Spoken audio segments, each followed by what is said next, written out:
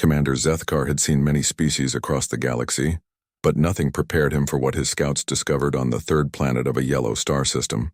The Vorthan Empire had catalogued over 600 sentient species, each following predictable patterns of development and behavior. This new species called themselves humans, and their initial scans suggested they were typical pack hunters who had recently achieved spaceflight. The TO.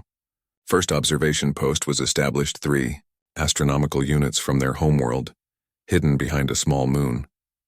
For months, Zethkar's team watched human settlements through advanced sensors, documenting their technology, social structures, and military capabilities. Everything seemed normal until the day the scanners detected an unusual energy signature from a human colony ship. "Sir, we're reading massive power fluctuations from the vessel designated Human 7, reported scanner technician Ilix, her tentacles dancing nervously across the control interface. "They appear to be changing course rapidly." Zethkar studied the display with his 4 eyes, each focusing on different aspects of the data. The human ship had been traveling toward a resource-rich system when something made them alter their trajectory completely. Their engines burned at dangerous levels, far beyond safe operational parameters. Most species would never risk such damage to their vessels without extreme cause.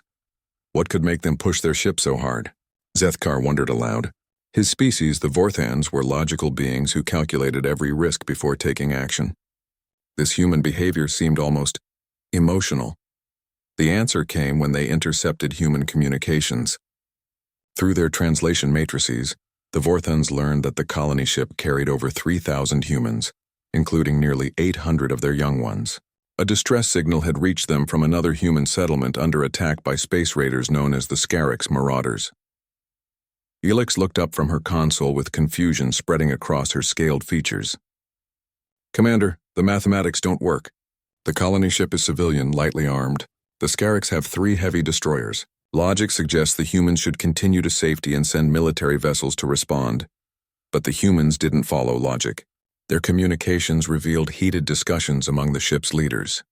Some argued for the logical choice, but others spoke of something the Vorthans had rarely encountered in their galactic observations: an absolute refusal to abandon other humans, especially children, to danger. They're actually going to engage, Zethkar realized as he watched the colony ship's tactical systems come online. A civilian vessel against military raiders. Either these humans are incredibly stupid or... He left the sentence unfinished because the alternative was something his people had never truly understood. The Vorthans reproduced through controlled breeding programs, with offspring raised in communal facilities by specialists. The concept of risking everything for young ones that weren't even genetically related seemed impossible. The human ship transmitted a message to the Scarix raiders. "Release the colonists and leave the system immediately. This is your only warning."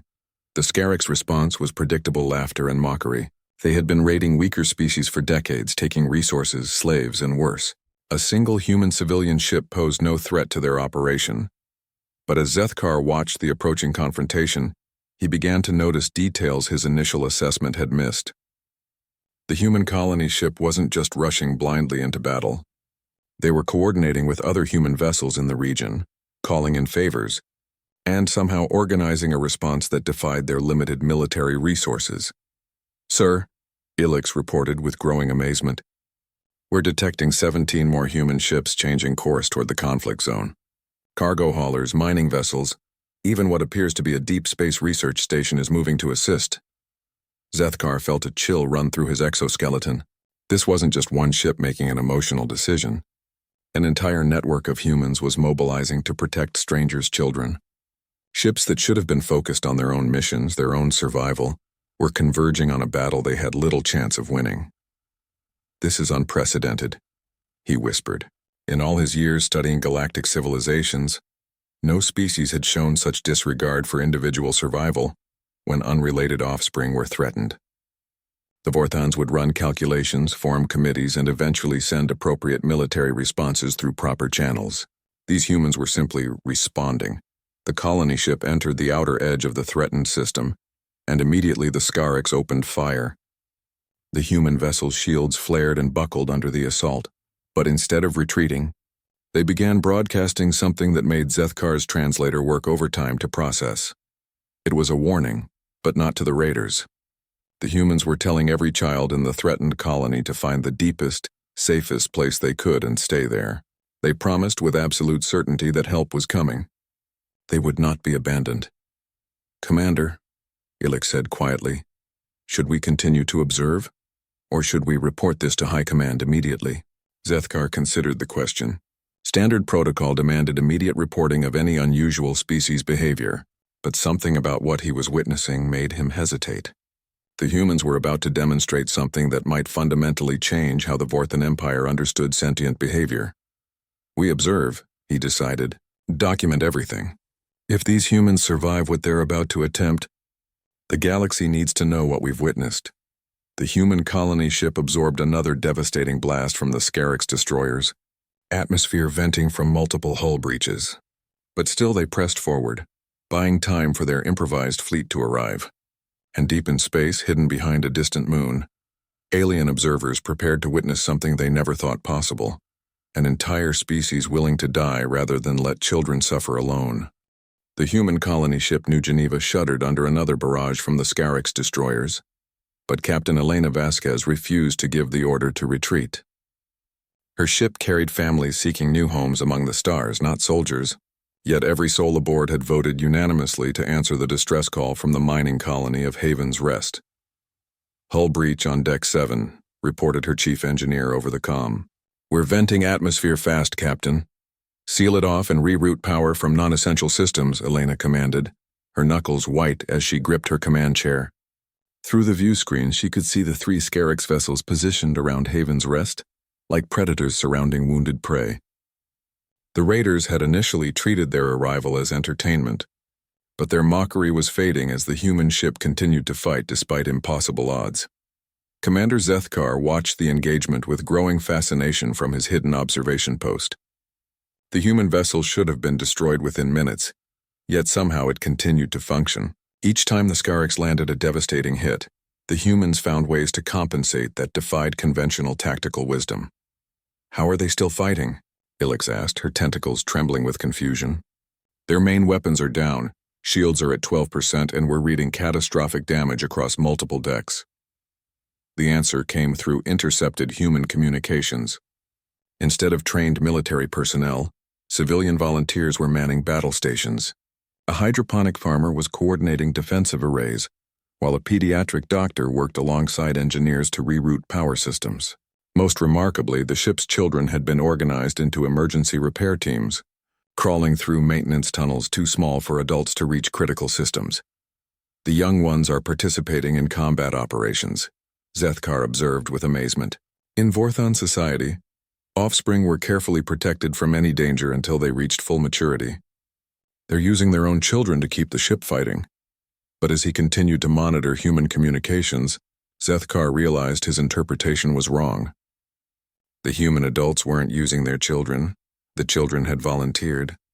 8-year-old Marcus Chen was providing updates from the ship's sensor array, while his 12-year-old sister Sarah helped coordinate repair teams. They understood the danger, but their determination to help save other children was absolute. The first reinforcement to arrive was the cargo hauler Iron Mountain, a massive freight vessel with minimal defensive capabilities. Captain João Silva had been transporting agricultural equipment when he received Elena's call for help. His ship wasn't designed for combat, but it carried something the raiders hadn't expected: creativity born of desperation. "New Geneva, this is Iron Mountain." Silva's voice crackled across the comm. "We're releasing our cargo containers. Use them for cover while we try something stupid." The massive freight containers tumbled through space between the human ships and the Scarix destroyers. What should have been easy targets to destroy became an improvised obstacle course as the humans used their cargo as both shields and weapons, detonating containers full of agricultural chemicals to create temporary smoke screens. The Scarix commander, War Leader Graxix, found his amusement turning to annoyance. These humans were like insects, too stupid to die when they were supposed to. "Destroy the cargo ship and end this farce," he ordered his weapons officer. But before the Scarix could focus fire on Iron Mountain, 2 more human vessels appeared: the research ship Curiosity and a mining vessel called Deep Strike. Neither was equipped for battle, yet both immediately joined the fight with whatever they had. Dr. Sarah Chen, the director of the Curiosity, had been studying stellar phenomena when the call came. Her ship's only weapons were designed for collecting samples from asteroid fields, but she'd found a way to weaponize their geological survey charges. "Target their sensor arrays," she ordered her confused research team. "We can't destroy them, but maybe we can blind them." Zethkar watched in disbelief as the human research vessel began launching scientific instruments like missiles. Seismic sensors became makeshift warheads, while atmospheric analysis drones were reprogrammed to interfere with Scarex's targeting systems. It was improvised, desperate, and completely illogical. It was also working. The mining ship Deep Strike contributed its own unique capabilities. Captain Rex Morrison had spent years cracking asteroids for rare minerals, and he knew how to make things break apart. "If we can't punch through their armor," he told his crew, "we'll punch holes in their confidence." Deep Strike began using its mining lasers in coordinated bursts, targeting joints and seams in the Scarex's hull armor. The damage was minimal, but the psychological effect was significant. The raiders had expected to crush helpless civilians, not face a coordinated defense from people who refused to give up. More human ships continued to arrive. A passenger liner that had dumped its cargo of luxury goods to make room for emergency supplies. A communications relay ship that began jamming Scarex signals. Even a deep space tug that started ramming damaged sections of enemy vessels with its reinforced prow. "This is impossible," Ilex breathed, watching her displays track the growing human fleet. They're fighting with maintenance equipment and scientific instruments against military-grade destroyers. They should all be dead by now. But they weren't dead, and the Scarex were beginning to realize they faced something they'd never encountered before. Every ship that arrived brought not just additional firepower, but absolute determination to protect the children trapped on Haven's Rest. The humans communicated constantly, sharing tactics, coordinating attacks, and maintaining morale with messages that made the Vorthon translators struggle. "We don't leave kids behind," Elena broadcast to all human vessels as the New Geneva took another devastating hit. "Whatever it takes, we get them home safe." From Haven's Rest, the colonists watched the battle unfold above their heads. The mining station's defensive systems had been destroyed in the initial Scarex attack, leaving 300 adults and nearly 100 children trapped on the surface. But as they saw ship after ship arrive to help them, something remarkable happened. The children stopped crying. Instead, they began helping the adults prepare for rescue, organizing supplies and checking on injured colonists. They had learned from the battle above that humans didn't abandon each other, and that knowledge gave them strength their captors couldn't understand. War leader Graxix stared at his tactical displays with growing fury.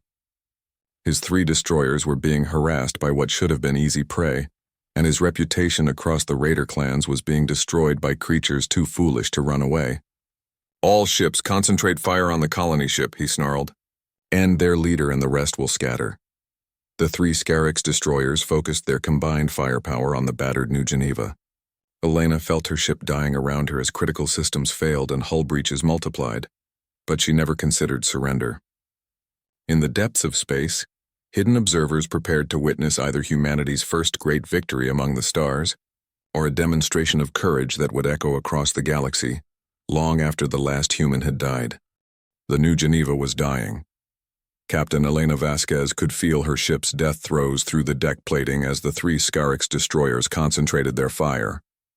Warning alarms screamed from every station, and the smell of burned electronics filled the bridge air recyclers. Yet somehow, impossibly, they were still fighting. "Captain, we've lost main power to weapons," Chief Engineer Rodriguez reported, his voice steady despite the chaos around him. "But the kids in Maintenance Tunnel C have jury-rigged something that might work." Elena almost smiled despite their desperate situation. The children aboard her colony ship had become her secret weapon, crawling through spaces too small for adults and making repairs that kept them alive against impossible odds. 8-year-old Marcus Chen had just restored their long-range communications by splicing wires with supplies from the ship's craft room.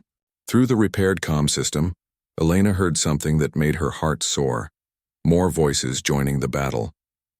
Captain Sarah Liu of the passenger liner Dreamcatcher was coordinating with a convoy of freight haulers, while Commander James Park had somehow convinced an entire deep space construction crew to join the fight. "This is Dreamcatcher to all vessels," Liu broadcast. "We're carrying 5,000 passengers, including 800 children, on a school trip to the outer colonies. We've dumped our luxury cargo and loaded every piece of emergency equipment we could find. Those kids down there are getting home safe." Commander Zethkar watched from his hidden observation post as the human fleet continued to grow. 17 ships had become 23, then 31. Each vessel was improvising weapons and tactics that his military databases couldn't classify.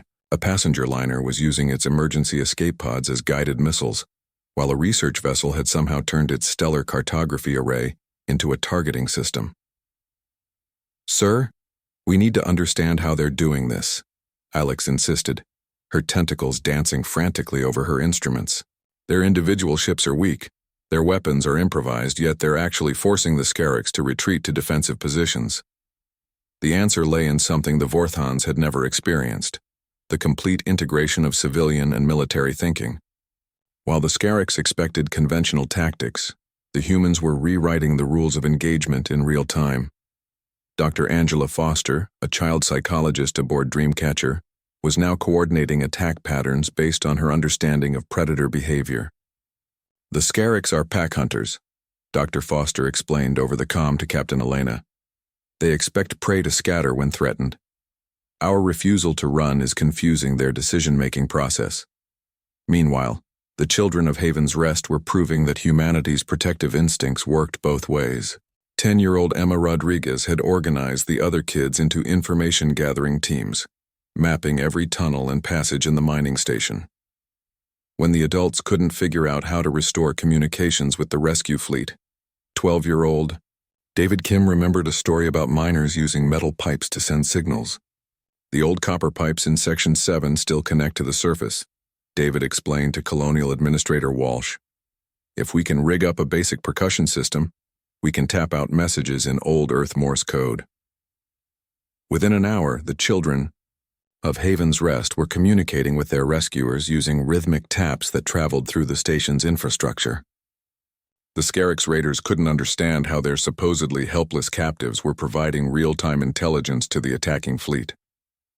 Above the planet, the battle was evolving in ways that made war leader Graxix increasingly desperate. His destroyers were designed to overwhelm isolated targets, not engage in prolonged combat against an enemy that refused to follow tactical norms. The humans kept adapting, learning, and sharing information at a speed that defied his understanding.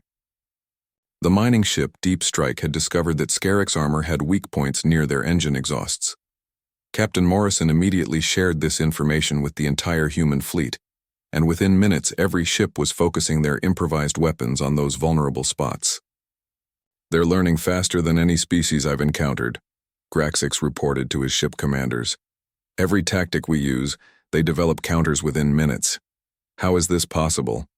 The answer would have horrified the Scarix if they understood it. Every human ship contained multiple generations working together. Children were providing creative solutions that adults might dismiss, while elderly passengers contributed knowledge from decades of experience. The 14-year-old daughter of a freight captain had suggested using the ship's artificial gravity generators as weapons, while a retired military engineer in his 80s was teaching young technicians how to overclock their engines beyond safety limits. Commander Zethkar found himself completely absorbed in documenting this unprecedented behavior. "Elix, are you recording all of this? High Command will never believe our reports without complete documentation." "Yes, sir, but I'm struggling to understand their tactical communications," she replied. "They're using references to something called fairy tales and children's stories to coordinate complex maneuvers." The humans were indeed using childhood stories as tactical codes. When Captain Elena broadcast "Time for the Three Little Pigs," every ship commander understood it meant the lighter vessels should hide behind the stronger ones. Hansel and Gretel indicated a plan to lure enemy ships into a trap using false retreat signals. Dr. Sarah Chen aboard the research ship Curiosity had become the unofficial tactical coordinator, using her knowledge of child development to predict how the mixed-age crews would respond to different situations. "Children don't think in terms of acceptable losses," she explained to the other captains. "They believe in absolute protection, and that's making us fight in ways our enemies can't predict. The Scarix were discovering the truth of her words. Every time they damaged a human ship, the others didn't retreat to regroup. Instead, they became more aggressive, more creative, and more dangerous. A cargo hauler that had lost its main engines turned itself into a guided missile, while a passenger liner began using its shuttle bays to launch coordinated swarm attacks. Most disturbing to the raiders was the humans' complete refusal to negotiate. Throughout the galaxy, the Scarix had built their reputation on the fact that most species would eventually bargain for the lives of their young. They would accept partial losses, negotiate ransoms, or agree to tribute payments. The humans simply kept fighting. They won't even discuss terms, War Leader Graxix snarled as his ships took increasingly heavy damage from the improvised human weapons. I've offered to release half the captives in exchange for their withdrawal. They rejected it immediately. His tactical officer, a scarred veteran of hundreds of raids, looked genuinely confused. War Leader, they're fighting as if every child on that colony belongs to each of their crews. This level of protective response doesn't match any species profile in our databases. Down on Haven's Rest, the children continued their percussion communications with increasing sophistication. They had moved beyond simple Morse code to develop a complex tapping language that provided detailed intelligence about Scarix troop movements within the station. Emma Rodriguez had appointed herself communications coordinator, and her reports were helping the rescue fleet plan their eventual assault on the station. 3 guards in corridor B7, she tapped out in the new code. They're getting nervous because they can hear the fighting outside. The Scarix guards were indeed nervous. They had expected to be dealing with terrified, helpless prisoners. Instead, they found themselves watching children who showed no fear, and adults who seemed confident that rescue was not a possibility, but an absolute certainty. As the battle continued to rage above Haven's Rest, something unprecedented was happening in the space around the mining colony. An entire species was demonstrating that when their young were threatened, they didn't just fight back, they evolved. The moment that changed everything began with a 12-year-old girl's observation. Sarah Chen, daughter of Dr. Sarah Chen aboard the research ship Curiosity, had been studying the Scarix attack patterns while helping with communications. Unlike the adults who focused on immediate tactical concerns, Sarah noticed something everyone else had missed. "Mom," she said over the secure comm channel, "the bad guys' ships always turn the same way when they dodge. Left and down. Every single time." Dr. Chen paused in her calculations of orbital mechanics. Her daughter was right. The Scarix destroyers had a predictable evasion pattern, probably programmed into their autopilot systems. In adult military thinking, this might be noted for future reference. In the mind of a child protecting other children, it became something else entirely. "All ships, this is Curiosity," Dr. Chen broadcast. "We have a pattern analysis that might help. Stand by for tactical update from our youngest crew member, Captain Elena Vasquez, fighting to keep the New Geneva functional despite catastrophic damage, found herself listening to strategic advice from a 6th grader. In any normal military situation, this would be impossible. But nothing about humanity's response to the Scarix attack had been normal. When they dodge our shots, they always go left and down, Sarah Chen's young voice explained clearly over the fleet communication system. If we shoot where they're going instead of where they are, we can hit them better. War Leader Graxix would have been mortified to know that his tactical advantages were being nullified by human children, but he had bigger problems. His 3 destroyers, designed to terrorize weaker species, were being systematically dismantled by an enemy that refused to follow the rules of civilized warfare. The freight convoy that had arrived 20 minutes ago wasn't just improvising weapons, they were improvising entirely new forms of combat. Captain Morrison of Deep Strike had somehow convinced a passenger liner to use its artificial gravity generators to create localized gravity wells that disrupted Scarix navigation systems. "This is impossible," Graxix's tactical officer reported with growing panic. "They're using civilian equipment to create tactical effects that our computers can't analyze or counter." Commander Zethkar found himself taking detailed notes as he watched the human fleet demonstrate combat. Innovations that challenged every military doctrine in Vorthan databases.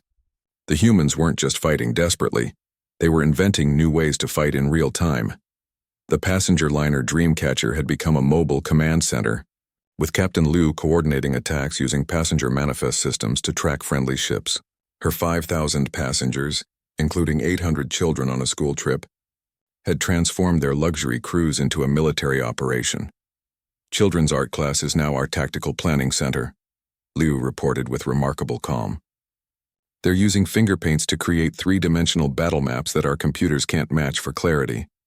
In the liner's main recreational area, children as young as 6 were creating visual representations of the battle using crayons, building blocks, and modeling clay. Their minds, unburdened by preconceptions about how space combat should work, identified patterns and possibilities that escaped adult analysis. 10-year-old Marcus Johnson pointed to his clay model of the Scarix formation. If the mining ship goes here and the research ship goes there, the bad guys can't shoot at both without turning their backs to the big ships. The strategy was simple enough for a child to understand and complex enough to work against sophisticated military AI. Captain Liu found herself implementing tactical advice from elementary school students, and it was devastatingly effective. Down on Haven's Rest, the percussion communication system had evolved into something approaching real-time tactical coordination. Emma Rodriguez and her team of young intelligence gatherers had mapped every section of the mining station and were providing detailed updates about Scarix troop movements, guard rotation in 15 minutes. Emma tapped out in their new code. 3 coming off duty, 2 taking their place. The tired ones always eat first before checking the monitoring stations. Colonial. Administrator Walsh realized that the children had developed intelligence gathering capabilities that would make professional spies envious. They moved through the station's ventilation systems and maintenance tunnels, observing their captors with the natural invisibility that adults often overlooked.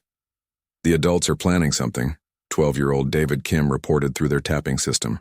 They keep looking at the main power junction and whispering about something called a surge.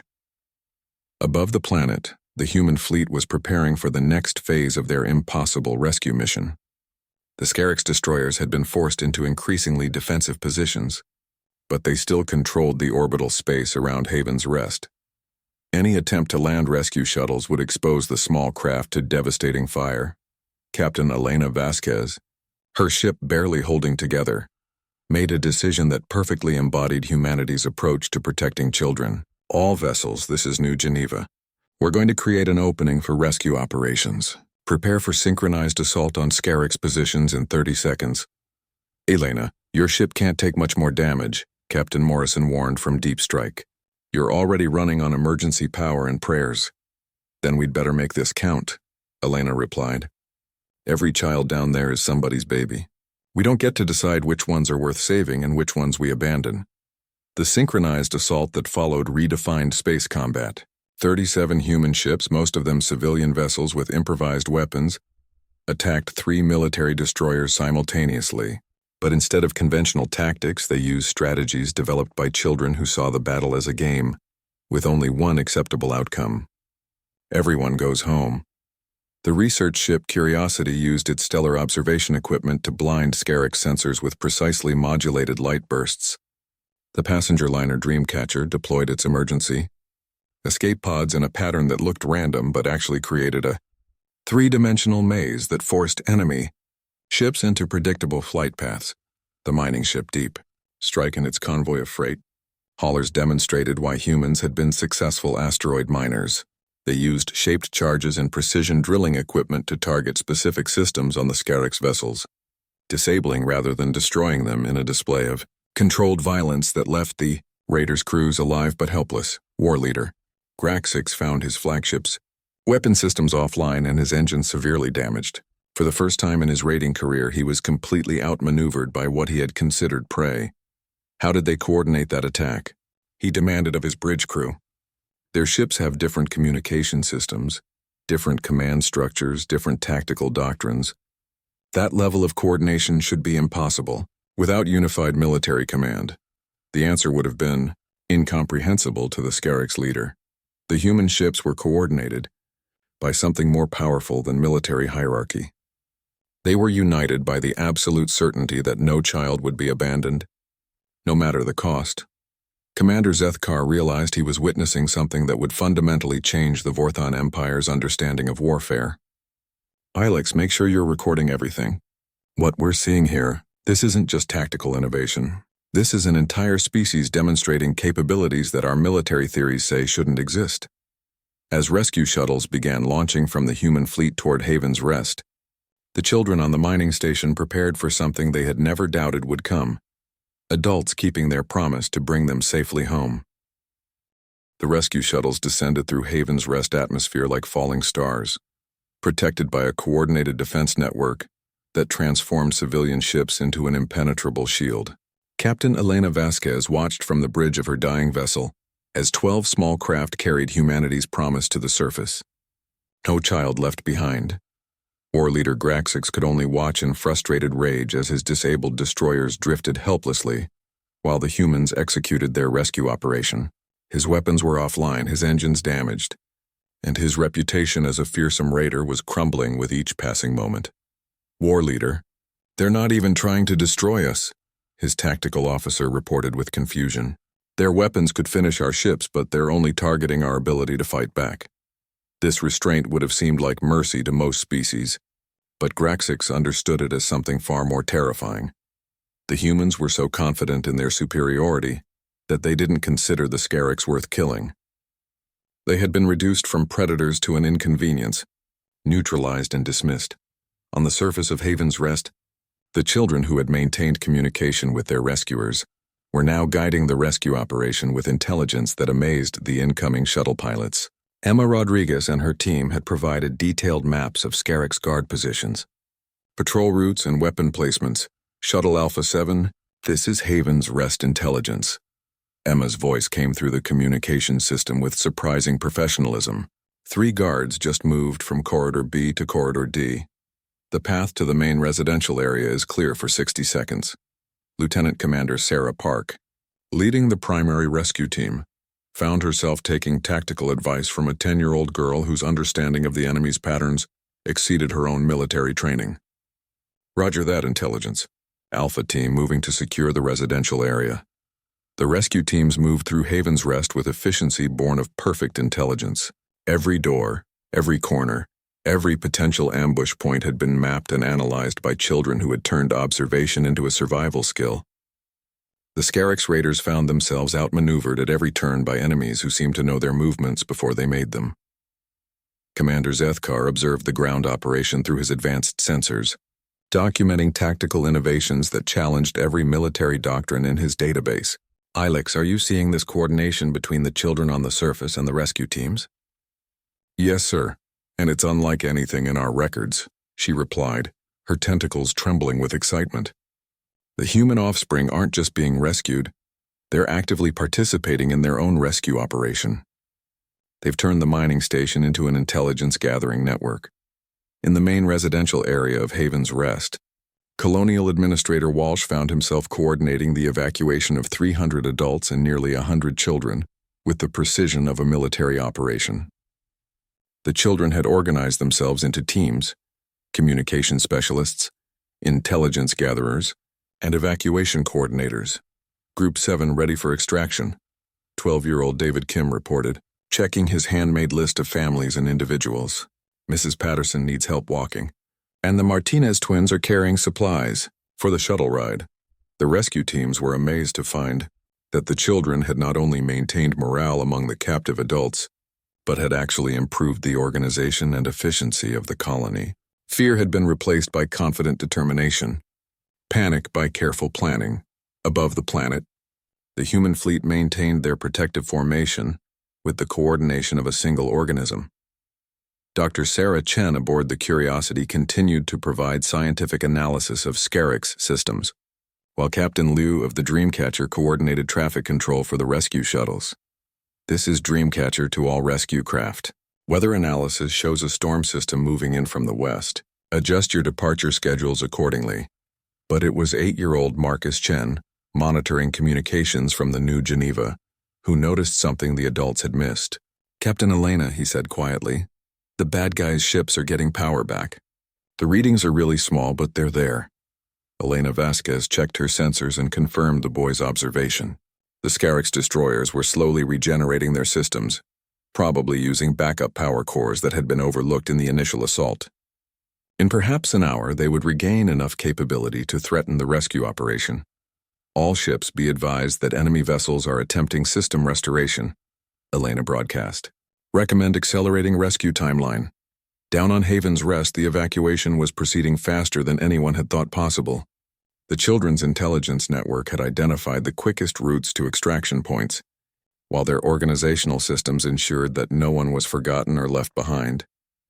Emma Rodriguez stood at the main communication station, tapping out final updates to the rescue fleet. All sectors clear. Repeat, all sectors clear. Everyone is accounted for and moving to extraction points. The last group to be evacuated included the children who had maintained the intelligence network throughout the crisis. As Emma prepared to leave her makeshift communication post, she tapped out one final message. Thank you for keeping your promise. We knew you would come. Lieutenant Commander Park found herself deeply moved by the professionalism and courage of the children she was rescuing. Emma, you and your team did an incredible job. You probably saved more lives than any of us. We just did what we had to do, Emma replied with the matter-of-fact tone that children often used when discussing extraordinary achievements. Adults always keep their promises to kids, right? The question hit Park with unexpected force. In her years of military service, she had seen species abandon their young when threatened, negotiate partial ransoms when faced with superior force, and calculate acceptable losses when protecting their offspring. But for these human children, adult protection wasn't a military strategy or a resource allocation decision. It was a fundamental law of the universe. As the final rescue shuttle lifted off from Haven's Rest, carrying the last group of colonists to safety, War Leader Graxix made a desperate decision. His ships had regained enough power to launch one final attack, and his pride demanded some form of victory from this humiliating defeat. Target the rescue shuttles, he ordered. If we can destroy some of them, we can at least salvage our reputation. But the Scarix leader had fundamentally misunderstood what he was fighting. The moment his weapons powered up and targeted the ascending shuttles, every human ship in the system responded with instantaneous, overwhelming force. The research ship Curiosity used its geological survey equipment to bombard the Scarix vessels with precisely targeted electromagnetic pulses. The passenger liner Dreamcatcher launched every escape pod it carried, each one programmed to impact critical systems on the enemy destroyers. The freight convoy unleashed mining charges and construction explosives with the accuracy of guided missiles. Within 30 seconds, the 3 Scarix destroyers were not just disabled, but completely destroyed. War Leader Graxix died without understanding that he had made the one tactical error no species should ever make when fighting humans. He had threatened their children after they had been promised safety. Commander Zethkar watched the obliteration of the Scarix fleet with professional admiration and personal terror. Document this carefully, Ilix. When the human fleet was fighting to rescue their young, they showed restraint and tactical innovation.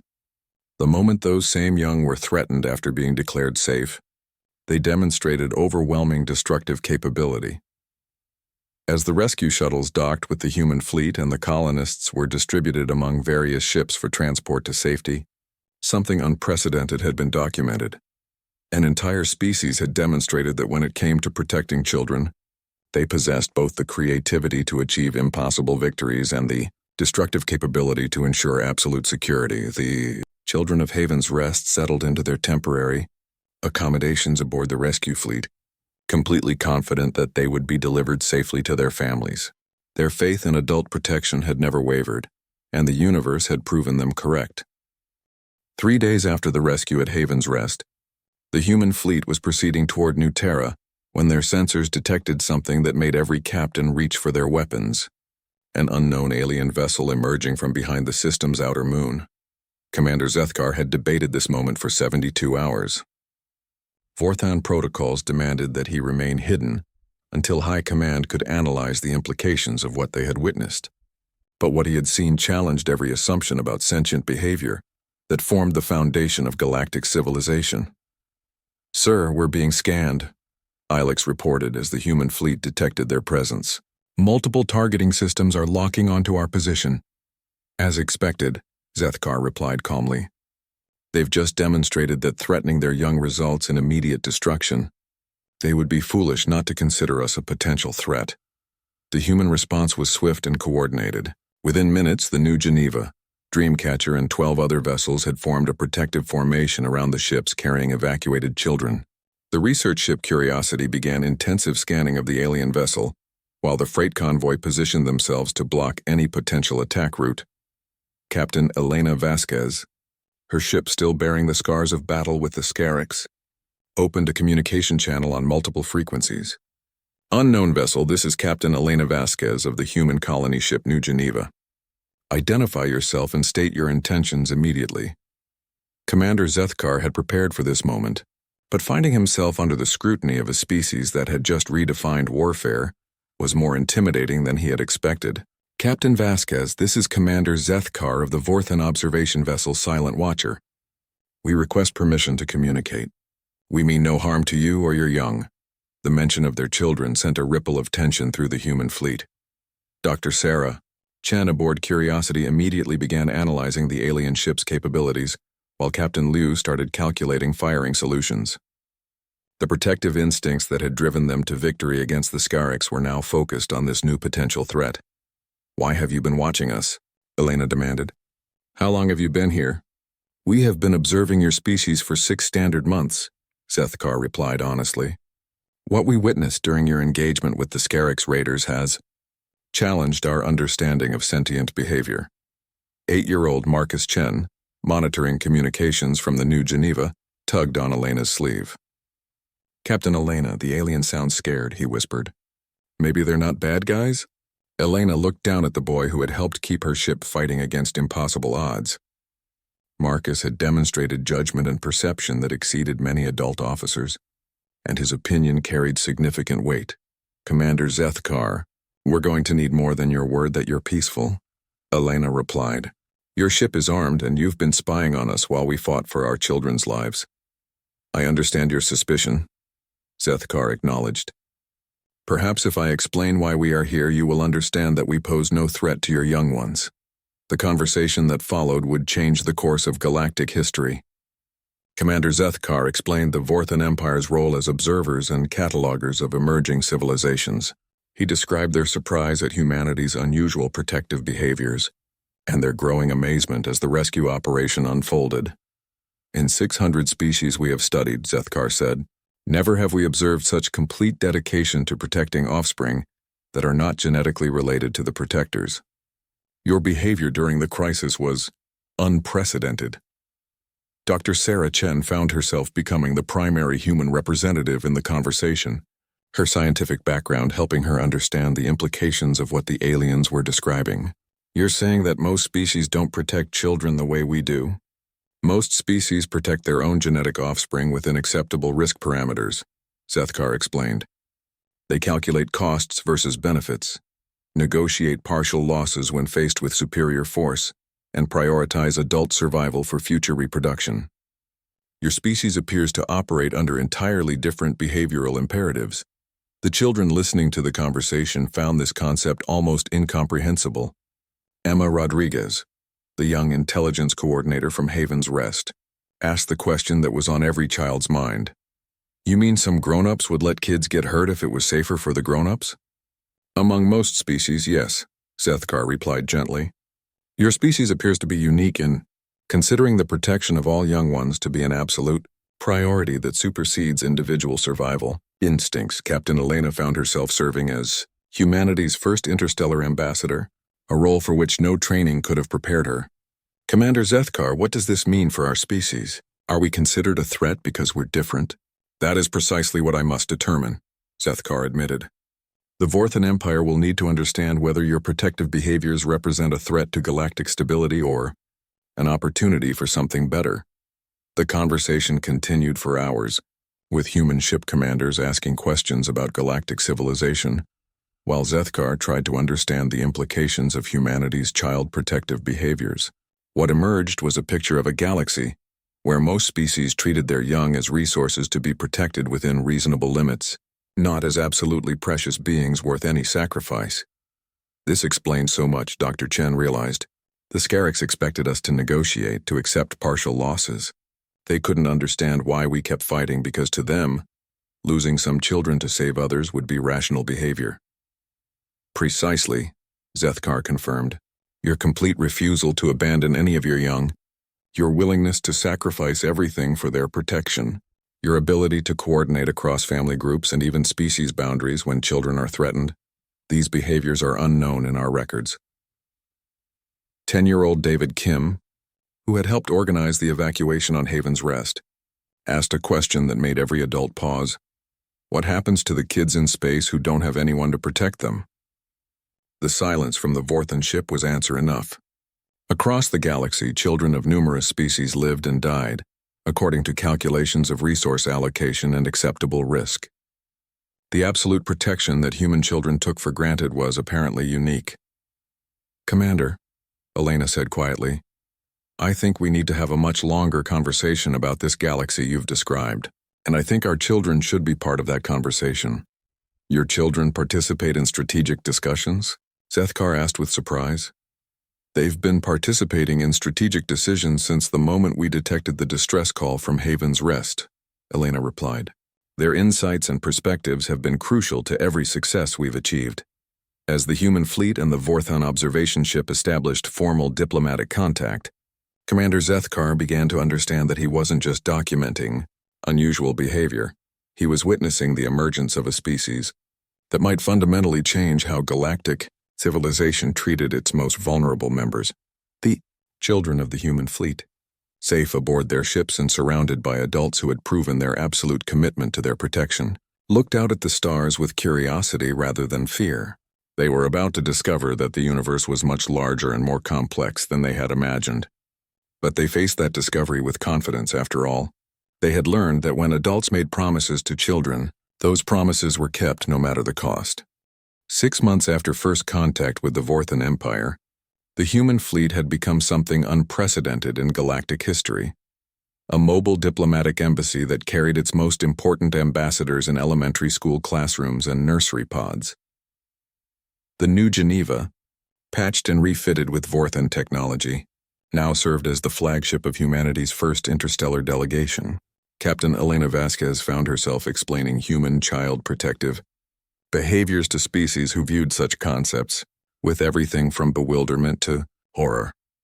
The Kralix Confederation simply cannot understand why you risk adult lives to protect offspring who carry no genetic relationship to your family units, Ambassador Thysera explained through the translation matrix.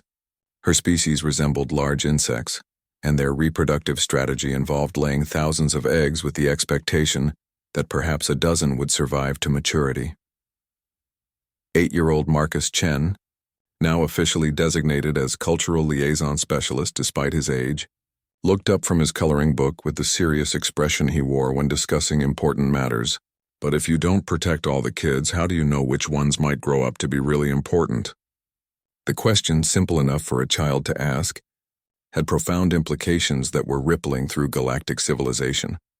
Dr. Sarah Chen had spent months documenting the differences between human child-rearing practices and those of other species, and the results were startling.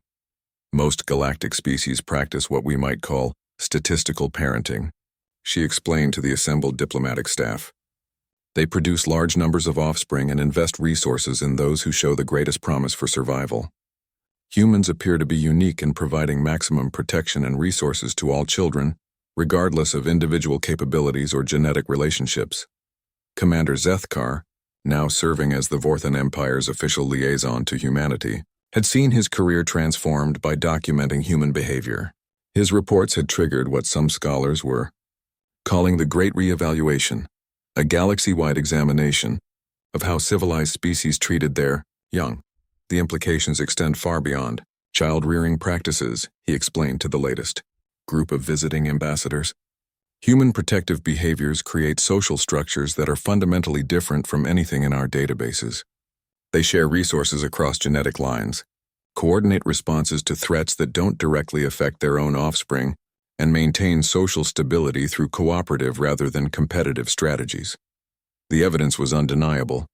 Human colonies were more stable, produced fewer internal conflicts, and showed greater innovation than comparable settlements of other species.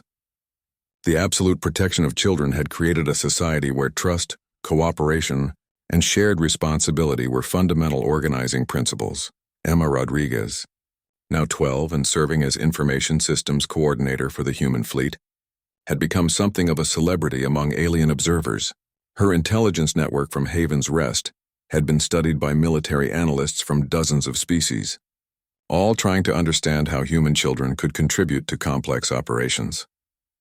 The key insight, Emma explained to a gathering of Vorthan military officers, is that kids don't think about why something can't work. We just figure out how to make it work. When the grown-ups were worried about the impossible parts, we were solving the possible parts. This perspective had revolutionized human technological development in ways that amazed alien observers. Children working alongside adults had produced innovations that neither group could have achieved alone. The repair techniques that had kept the New Geneva fighting were being studied by engineers across the galaxy. The most dramatic change, however, was happening among the alien species themselves. Several civilizations had begun experimenting with human-style child protection protocols, and the results were startling. The Zelani Collective has reported a 47% increase in technological innovation since implementing universal child protection policies. Commander Zethkar reported to his superiors. The Marathi Federation has seen significant reductions in internal conflicts and resource disputes. But not every species was adapting easily to human concepts. The Scarix clans, what remained of them after their disastrous encounter with humanity, had become increasingly hostile to the idea that their raiding culture was somehow inferior. These humans are a threat to the natural order. Clan leader Vorthak declared to the assembled Raider Confederation. Their soft protection of weaklings will make the galaxy weak and vulnerable. The irony was not lost on human observers. The weak species that protected all their children had decisively defeated the strong raiders who practiced survival of the fittest. This contradiction was creating philosophical crises among species that had built their entire cultures around strength-based hierarchies. 10-year-old David Kim, now serving as cultural analysis specialist, had been studying this phenomenon with the intensity that children brought to subjects that interested them. The mean aliens think being nice makes you weak, he explained to a conference of galactic diplomats. But being nice is what made us strong enough to beat them. The insight was simple enough for a child to understand, and profound enough to reshape galactic civilization. Species that had measured strength by their willingness to sacrifice the weak were being outperformed by a species that measured strength by their ability to protect the vulnerable. Dr. Sarah Chen had documented the biological and social factors that made human child protection behaviors possible: extended development periods, complex social bonding mechanisms, and neurological structures that triggered protective responses across family lines had combined to create something unique in galactic evolution. Humans appear to be the only species that evolved genuine, altruistic parenting behaviors, she explained, to the Galactic Biological Survey. Most species that claim to protect their young are actually protecting their genetic investment. Humans protect children because they recognize them as inherently valuable individuals. The philosophical implications were staggering. If children had inherent value beyond their genetic or economic utility, what did that mean for how civilized species should organize their societies? The question was being debated in academic institutions across the galaxy, often with human children serving as expert witnesses on their own experiences. Captain Elena Vasquez, now holding the title of Human Ambassador at Large, found herself at the center of negotiations that would determine the future structure of galactic civilization. Multiple species wanted to form alliances with humanity, not for military protection, but to learn how human social structures produce such remarkable stability and innovation. What we're really offering, Elena explained to the Galactic Council, isn't military alliance or resource sharing. We're offering a different way of thinking about what civilization means. The children of the human fleet had become the galaxy's most important teachers, demonstrating through their everyday interactions how a society, based on absolute protection of the vulnerable, could achieve remarkable things. They attended alien schools, played with alien children, and gradually spread human concepts of childhood and protection throughout civilized space. Marcus Chen, now 9 and officially the galaxy's youngest registered diplomat, summed up the human perspective in terms that resonated across species boundaries. Every kid is somebody special, and somebody special deserves to be protected. That's not being weak. That's being smart. As the human fleet prepared to establish permanent diplomatic stations throughout the galaxy, Commander Zethkar reflected on how documenting one species' unusual behavior had led to the greatest philosophical revolution in galactic history. The Vorthan Empire, like many others, was struggling to adapt to the idea that true strength came not from the ability to sacrifice the weak, but from the commitment to protect them. The children of Haven's Rest, now scattered among various human colonies throughout the galaxy, carried with them the absolute certainty that adults would keep their promises to protect them. This confidence was spreading to alien children whose species were beginning to experiment with human-style protective behaviors. Perhaps most remarkably, it was working. Across the galaxy, civilizations that adopted universal child protection were discovering that their societies became more stable, innovative, and peaceful. The human insight that protecting the vulnerable made everyone stronger was becoming the foundation of a new galactic order. Emma Rodriguez, now the director of the Interspecies Children's Communication Network, had achieved her childhood dream of helping other kids feel safe. Her network connected children across dozens of species, sharing the human message that every child deserved absolute protection and unconditional support. As she watched alien children play together in games that mixed human and alien traditions, Emma knew that the universe was becoming a safer place for all children. The promise that had driven the rescue at Haven's Rest, that no child would be abandoned, was becoming a universal truth. The fierce defense of their children that had amazed alien observers was transforming from a uniquely human characteristic into a galactic standard. And in that transformation, humanity had given the universe perhaps its greatest gift,